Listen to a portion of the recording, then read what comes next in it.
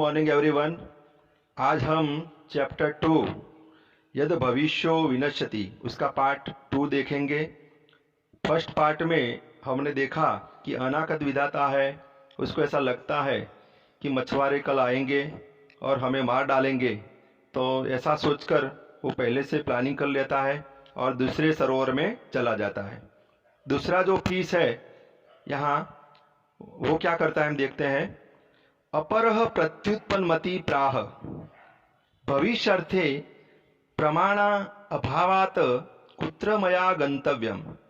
दूसरा जो फीस है उसका नाम है प्रत्युत्पन्नमति। उसका नेम ऑफ फीस।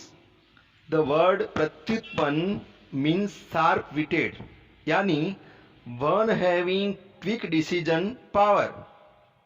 तो उसमें ऐसी शक्ति है कि कोई भी परिस्थिति कैसी भी हो, वो उसमें ऐसा डिसीजन पावर है कि वो उसका सॉल्यूशन ढूंढ सकता है।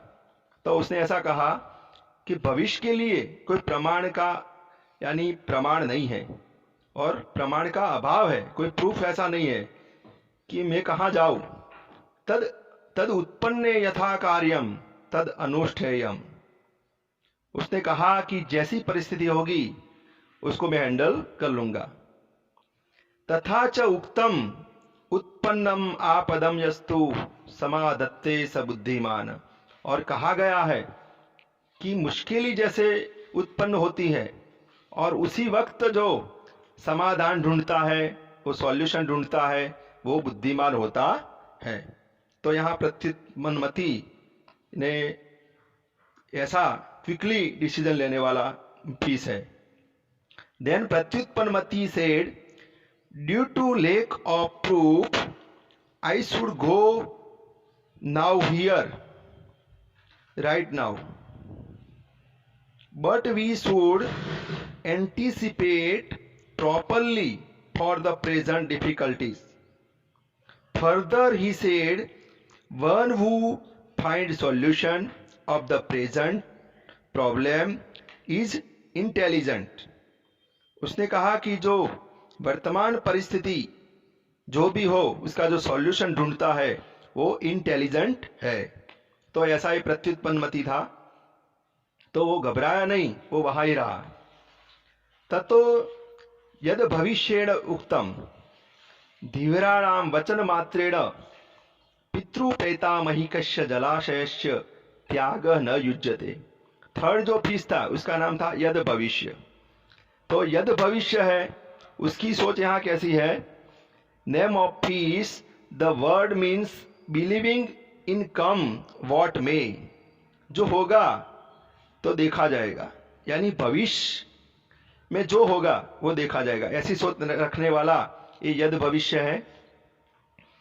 तो यद भविष्य यहाँ कहता है, then Yad Bhavishya said only hearing the fishermen's talk we should not leave this pond related to for fathers.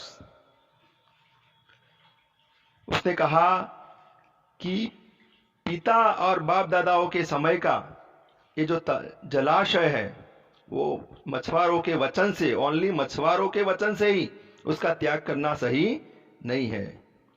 यदि आयु क्षयो अस्ति तदा अन्यत्र गतानामपि मृत्यु भविष्यति एव उक्तम च यद भावी न तद भावी भावी चेद तद अन्यथा इति चिंता विषग्नो अयमगदः किम न पीयते। उसने कहा कि यदि हमारा आयुष्य क्षीण है तो हम कहीं भी जाएंगे, हमारी मृत्यु होने वाली है। तो ऐसा सोचकर उसने ये बताया कि भविष्य की चिंता हमें करनी नहीं है और अभी से ये मुसीबत की आप उसका सोच, उसका आपका विचार आप क्यों करते हो, ऐसा यहाँ यद भविष्य बोलता है। If the life span is over we will die even after going elsewhere. What is to happen will certainly happen.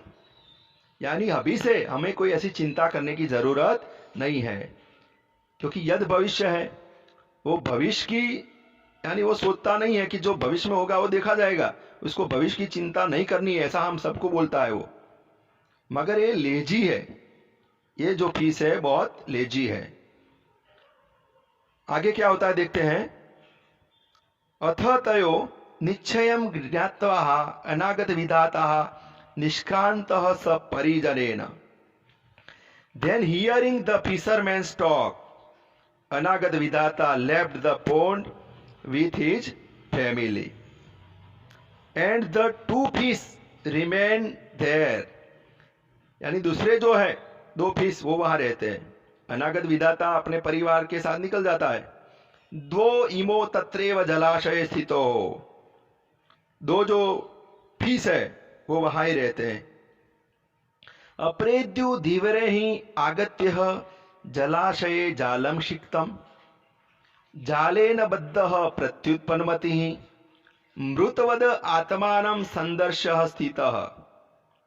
दूसरे दिन जब मछुआरे आते हैं और जो जाल है वो तालाब में फेंकते हैं और जाल में प्रत्युत्पन्नमति उसमें पकड़ा जाता है, मगर वो एक आइडिया करता है, वो उसकी मृत्यु हो गई है वैसा वो अभिनय करता है, ऐसा वो बताता है।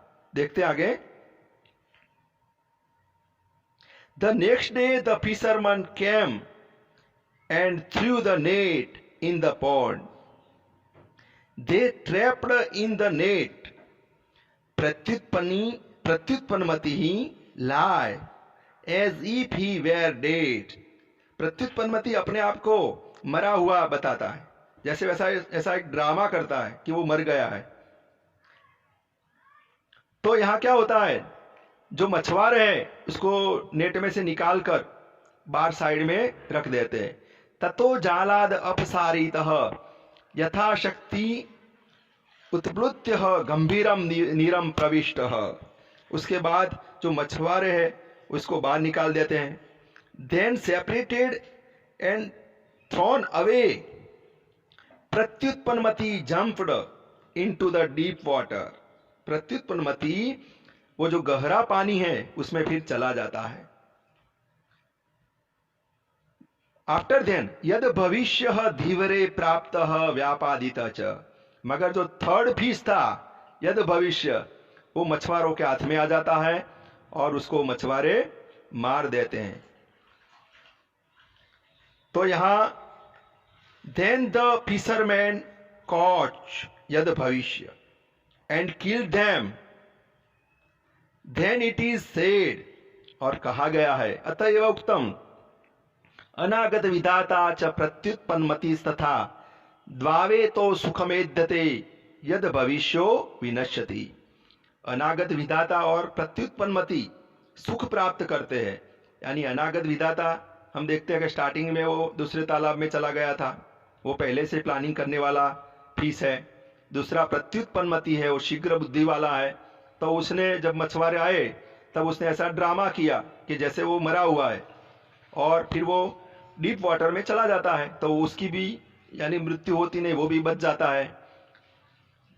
दूसरा जो है तो ये तीसरा जो फिश है उसकी मृत्यु होती है, जिसका नाम है यद भविष्य।